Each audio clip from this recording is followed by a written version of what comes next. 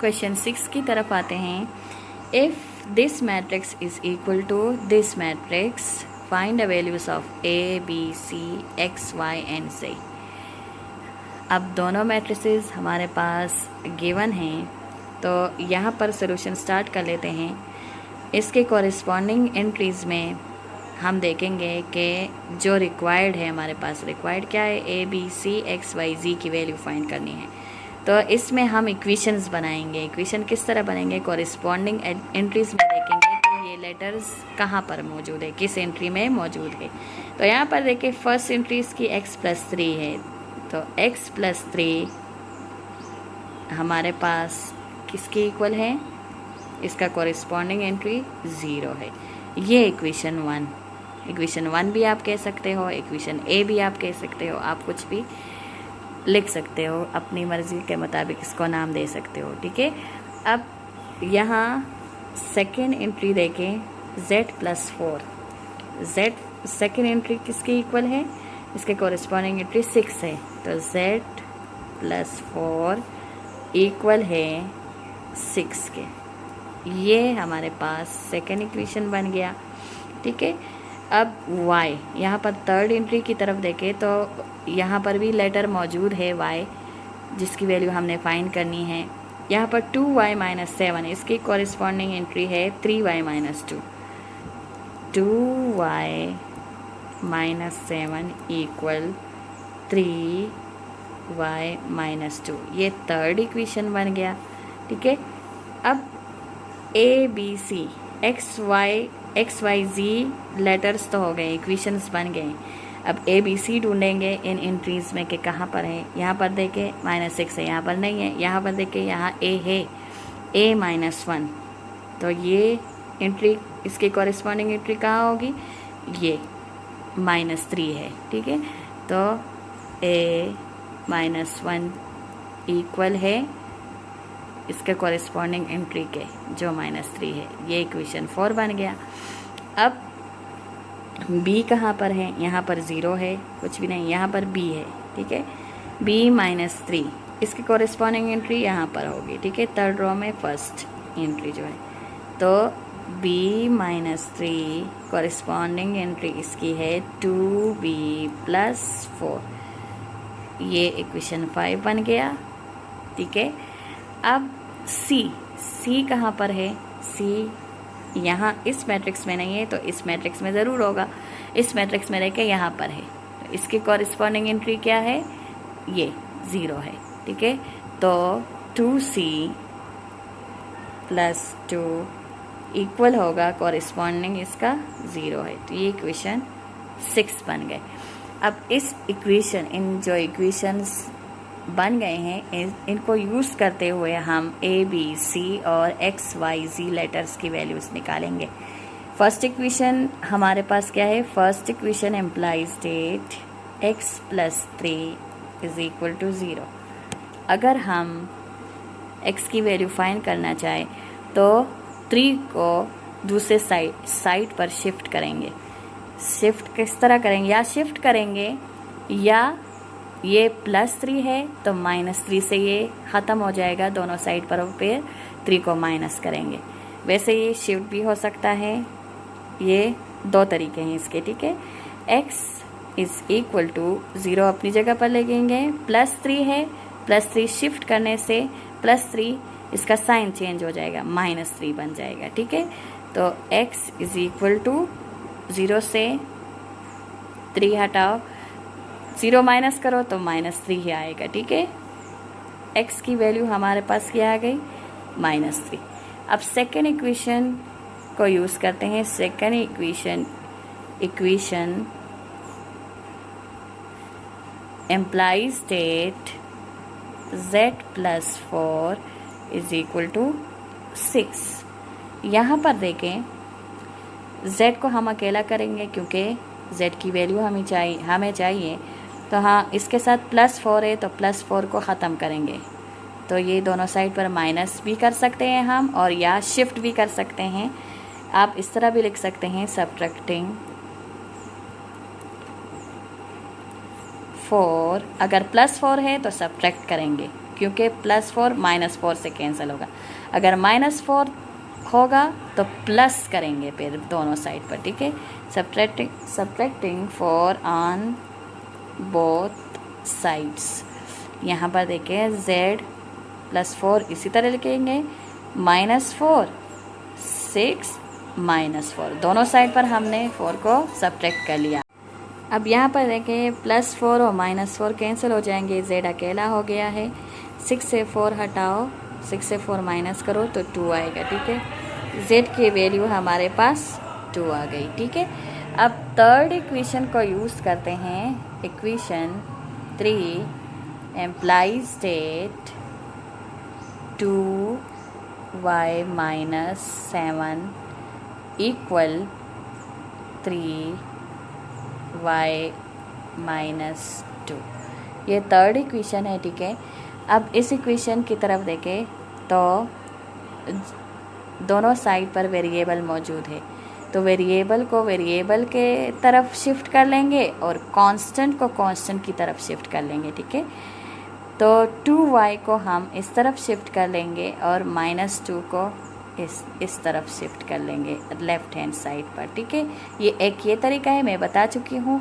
और दूसरा तरीका प्लस और माइनस का भी है कि दोनों साइड पर या ऐड कर लो या सब्ट्रैक्ट कर लो।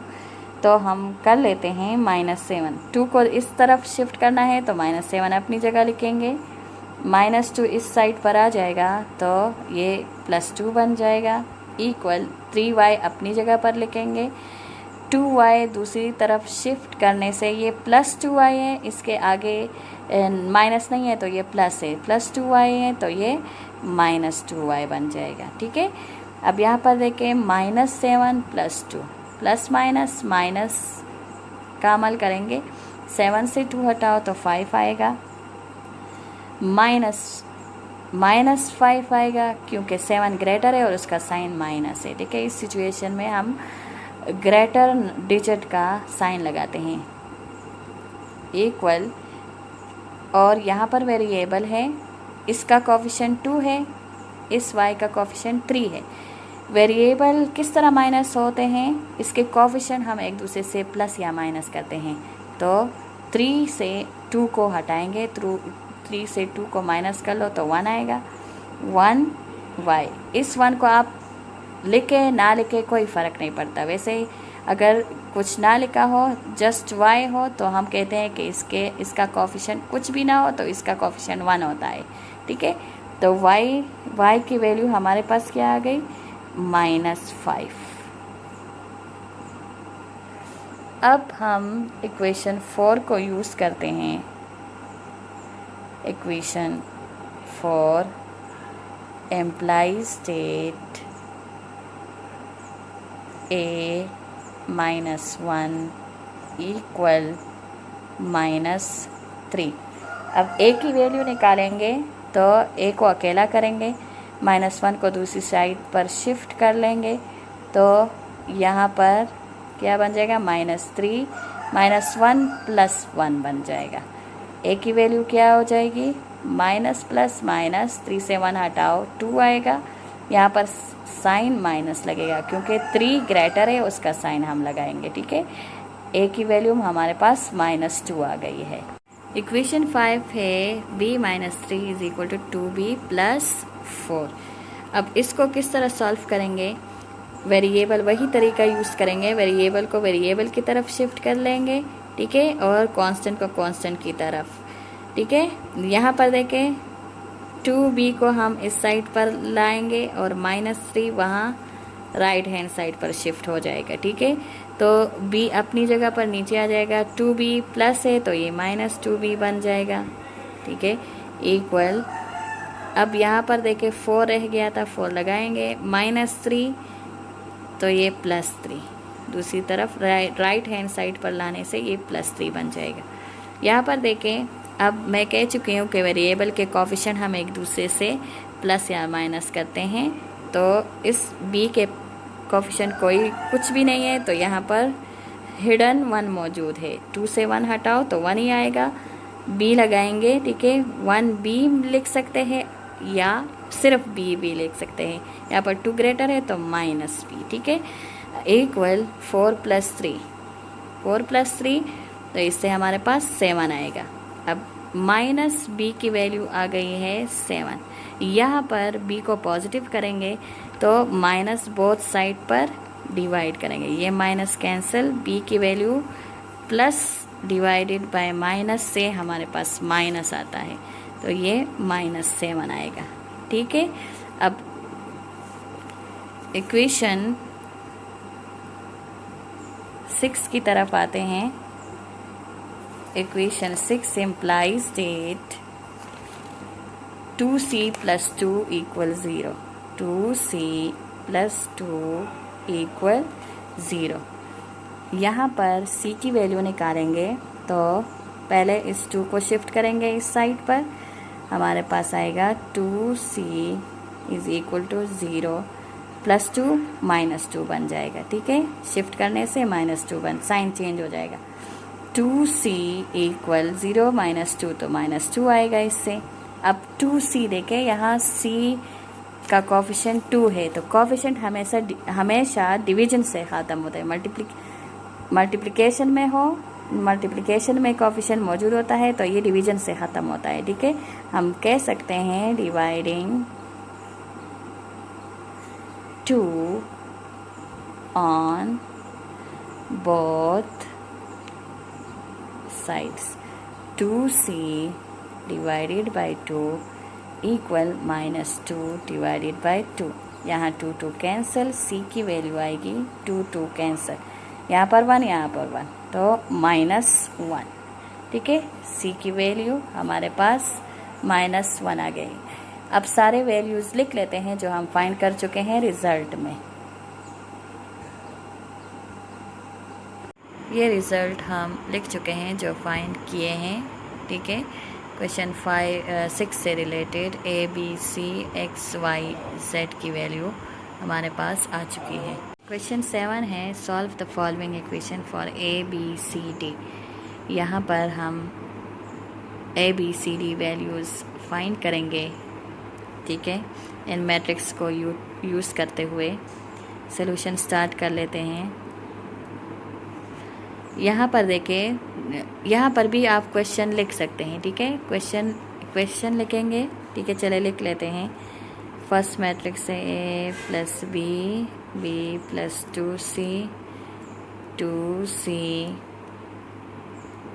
+ D, 2A - D = -1 4 8 0। अब यहाँ पर देखें ABCD वैल्यूज़ फाइंड करेंगे तो जहाँ पर ये लेटर्स मौजूद हैं वो यूज़ करेंगे। यहाँ पर देखें फर्स्ट एंट्री A + B है, यहाँ पर फर्स्ट एंट्री कॉरिस्पॉन्डिंग एंट्री इसकी -1 है, तो ये इसके इक्वल है, A + B इक्वल है -1 के, ये इक्वेशन 1 बन गया है।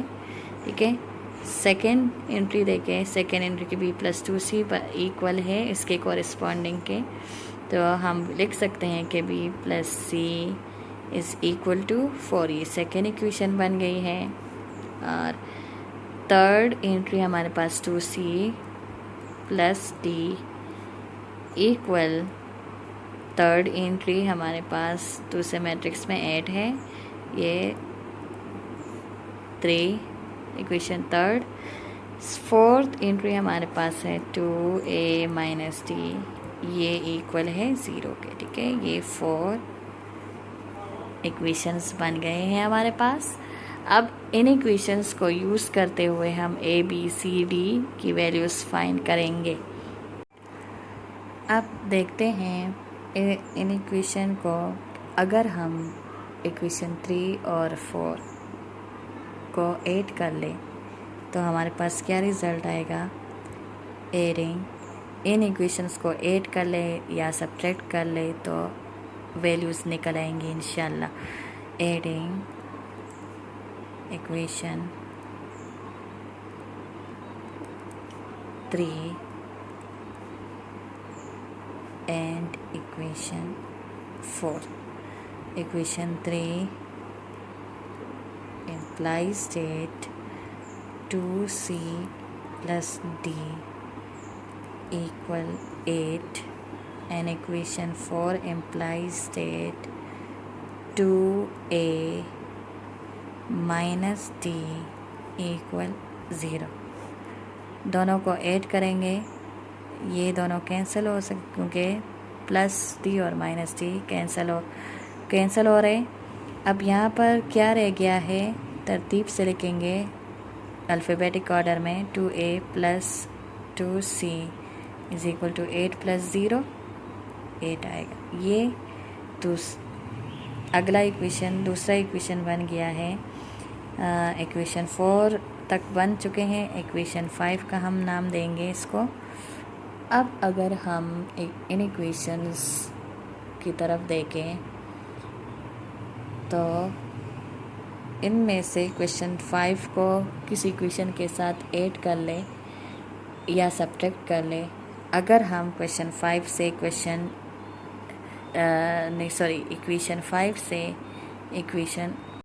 अगर हम इक्वेशन 5 से इक्वेशन 2 माइनस कर ले, देखते हैं क्या रिज़ल्ट आता है। सब्ट्रैक्टिंग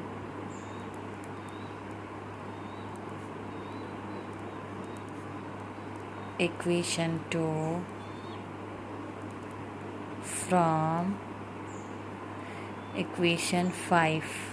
इक्वेशन 5 पहले लिखेंगे क्योंकि इससे हमने सब्ट्रैक्ट करना है। Equation 5 implies that 2a plus 2c is equal to 8 और इक्वेशन 2 हमारे पास क्या है, इक्वेशन 2 हमारे पास है b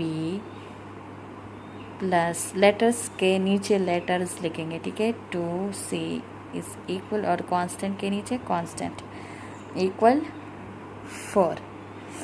जो इक्वेशन सब्ट्रैक्ट हो रहा है तो उसके साइन चेंज हो जाते हैं। b प्लस है तो माइनस बन जाएगा, 2c माइनस बन जाएगा, 4 प्लस है तो ये भी माइनस बन जाएगा। यहाँ पर देखिए 2c कैंसिल हो रहे हैं। यहाँ पर अल्फ़ाबेटिक ऑर्डर में जो रह गया है लेटर्स वेरिएबल्स वो लिखेंगे। 2a minus b equal 8 minus 4, इससे हमारे पास 4 आएगा। ये इक्वेशन बन गया है, इसको नाम देते हैं 6। ये इक्वेशन 6 बन गया, ठीक है। अब अगर हम देखें हमने यहाँ पर इन दोनों इक्वेशन 3 और इक्वेशन 4 को प्लस किया है, ठीक है, ऐड किया है। यहाँ पर हमने इक्वेशन 5 से इक्वेशन 2 माइनस किया है तो हमारे पास इक्वेशन बन गया है। अब देखते हैं इक्वेशन 6 को इन इक्वेशंस में किसी के साथ ऐड या सब्ट्रैक्ट कर ले तो अगर value a b c variables की वैल्यू निकल आई, चले देखते हैं। अगर हम इक्वेशन 6 और इक्वेशन 1 को ऐड कर ले तो वेरिएबल b कैंसिल हो जाएगा, ठीक है। Adding equation 6 and equation 1. Equation 6 implies that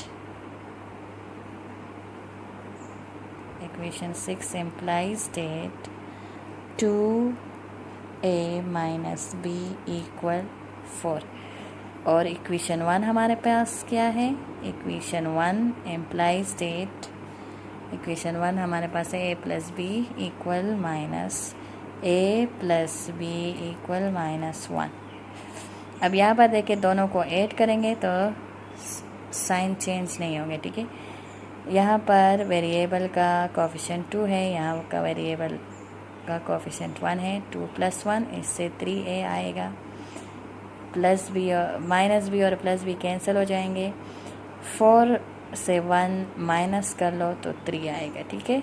अब यहाँ पर देखें 3a इक्वल आ रहा है 3 के।